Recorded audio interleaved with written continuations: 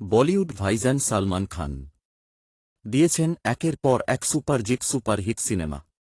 চরিত্রের প্রয়োজনে কখনো হয়েছেন রোম্যান্টিক, কখনো বিধ্বংসী।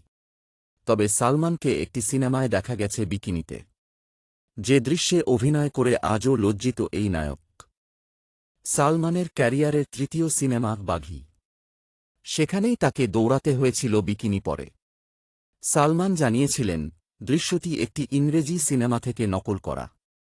তাকে এই দৃশ্যটি করতেই হতো, কারণ সেই দৃশ্য শেষেই অপেক্ষা করছিল বড় টুইস্ট।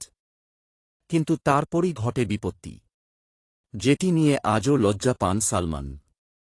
সেখানে থাকা হাজার হাজার মানুষও তার পেছনে দৌড়াতে থাকেন সে দৃশ্যে।